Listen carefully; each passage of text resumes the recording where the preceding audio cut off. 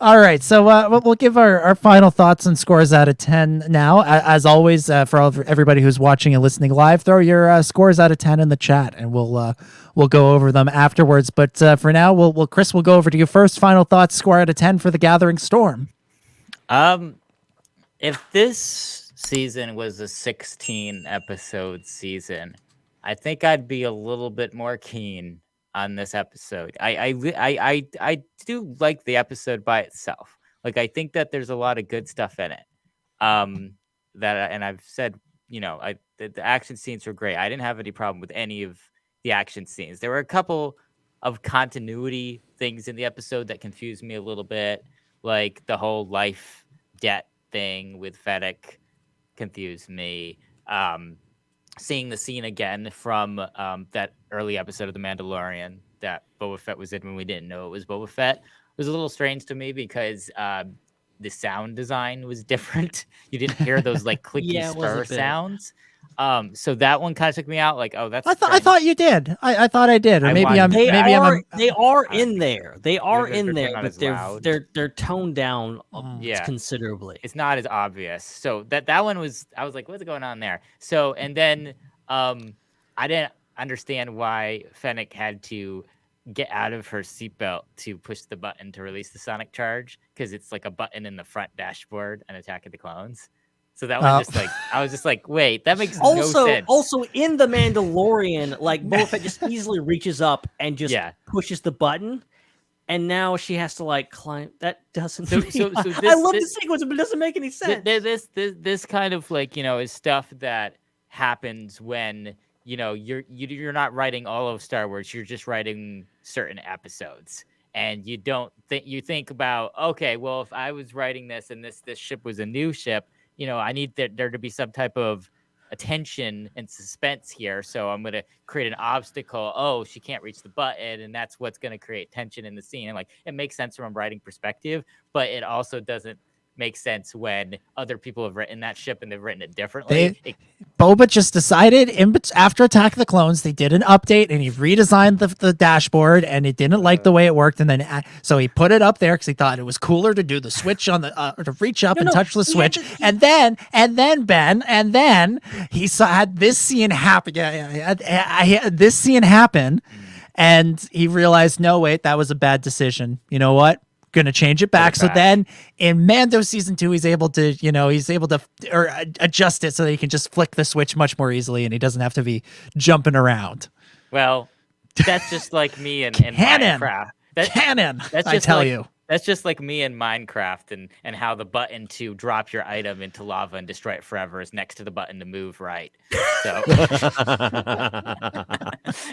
Oh my gosh. I have been jumping back and forth between the games I play all the time and wrecking the controls on a regular basis. So, Ming-Na Wen is 5'4". And like with the way the ship is tilted over and gravity being in effect because they're not in space, I think that all weighs in. Yeah, exactly. Also, I didn't know she was 5'4" off the top of my head. You know what? Cam is 5'7". So was that 3 inches that she?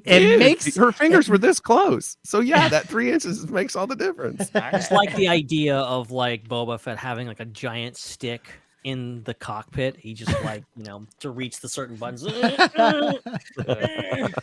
Well, it's like in The Force Awakens when Rey is piloting the Falcon by herself. She's reaching across the other side to try and there are certain buttons that are within reach for certain people depending on which seat you're in. But if you're in the other seat, it's harder to reach those buttons. I think maybe it's because it's out of reach for her, but maybe not for him because it was across maybe. And then he's like, "Don't touch my buttons." Later, like he didn't, which like good. I mean, good fair point because like I was afraid like, oh, she just released a seismic charge. It's on top of the ship. That's not good. Thankfully, it did fall, and the Sarlacc just eats the thing. Like that was very satisfying.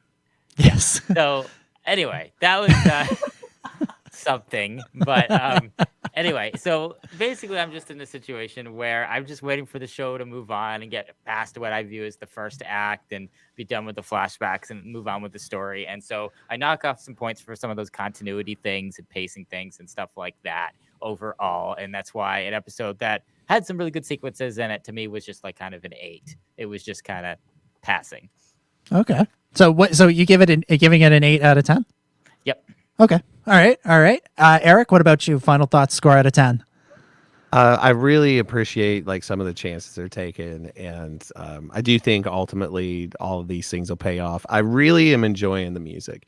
I'm glad that and I already said taking some chances, but they definitely gotten outside of the norm with this. And I think that's something that like for the longevity of this format, they're going to have to do, because you're not going to have you're just not going to have a huge orchestral score every single time and keep that going forever. It's just not realistic. So I'm glad that they're doing it and taking the opportunities that they have to do it. And overall, I would say, I guess it's an 8.5, even though it's been my favorite episode thus far. It's still far from perfect by any stretch of the imagination. So 8.5, I think, is pretty fair. 8.5. All right, Ben, what about you? I think, as I said, my favorite episode so far. I was grinning throughout the whole thing. Honestly, it really just it was like, felt like this episode was made for me. And I get it. It's not going to work for everybody. And I get that, like, so far I have had mixed feelings about the show far. This is the 4th episode, and this is the first episode for me that I'm like, okay, I'm actually feeling this show. This show is kind of speaking to me on a different level.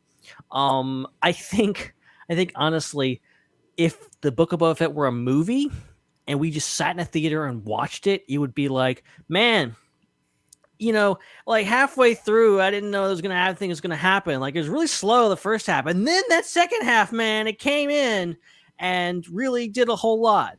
I think I like your idea that, like, the next 3 episodes are going to be a lot to handle, and I think these first 4 episodes were slower. I think by design. I think just what it is, but I've enjoyed most of them for what they are. I've enjoyed this one the most. I think a lot of great stuff. It gave me more what I was looking for with this show in regards to giving us more exposition on what happened to Fennec, all this kind of stuff, getting more into the heads of the characters, some great action. Seismic charge killing the Sarlacc, that was a meme. I didn't know it would actually make it into the show. Like, that was something that I would like, they're actually doing this. Oh my God. So I'm going to give this one a 9.5. Ooh, 9.5. Well, I will take all of that excitement and energy that you just brought to that, Ben, and given that 9.5 and go completely the other direction and give this one a 6. It felt like it was going through a checklist to me, and going through a checklist in not a particularly interesting way.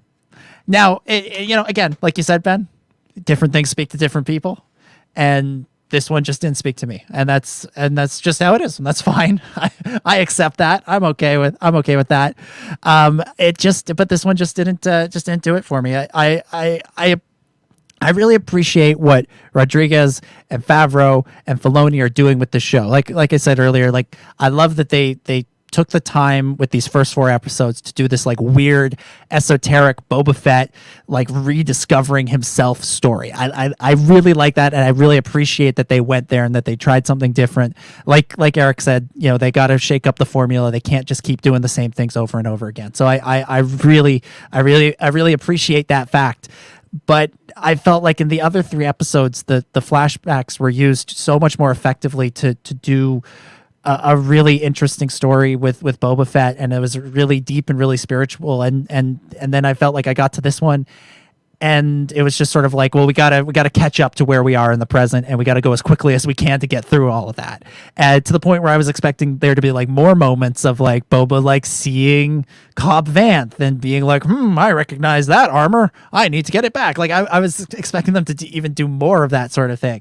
And so it it kind of lost me a little bit this week, but I fully expect next week to come back and be much more engaged with what's going on, because I feel like we're moving into the present completely, and that's a storyline that has been moving very slowly as well, but I feel like it's been very methodical and very interestingly paced out and played out in a way that I'm actually really enjoying. So I love the stuff in the present. The stuff in the past this week just didn't do it for me. Just didn't show me anything I felt I desperately needed to see.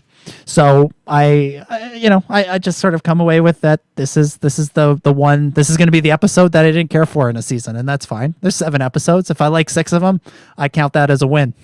So and as I said last week, I think the show is going to be better than the complete show is going to be better than the sum of its parts. And I kind of expect that once episode 7 comes out, I'll look at the back of this episode and go, oh, okay, I see it now. Or if I do a rewatch of the season, I won't be going, well, I can skip this one. I'll still be going like, oh, I got to see this because it's part of the story, just not my favorite part. Go ahead, Chris. I do gotta say, as like a comparison, I would never wait to binge a Star Wars show for so many reasons. But I did find my binge watch through of Hawkeye more enjoyable than my waiting every week for the next Loki episode or the next WandaVision episode, because I didn't have that time to kind of like think about what it could have been. I just moved on to the next thing and got it. Yeah, it's a completely different experience, and I think each show is gonna work better or worse for different people. And I think different viewing circumstances are gonna work for different people and different shows. So I love week to week stuff because of the discussions we get to have and stuff like that. But Same. you can't argue with the idea that maybe something, when you're talking about, oh, it's slow, nothing's happening. Well, we're only 3 or 4 episodes into it. We have to watch the whole thing. I think it just comes down to you kind of have to be patient and, understand that you're not going to love every single episode. Some of them are going to be slow. Some movies you watch are not always going to be you're going to love every single minute. There's very few movies that I actually love every single minute of them. A lot of them, there's a lot of boring moments. So like you have to treat these shows the same way and just kind of like be a little patient. We're seeing a lot of whining online, or at least I am. And they're well within their right. You can dislike the show all you want, but I think a lot of the stuff's going to start going away in the next few weeks. Yeah, I think this show's about to kick it into a whole other gear we didn't know they even had.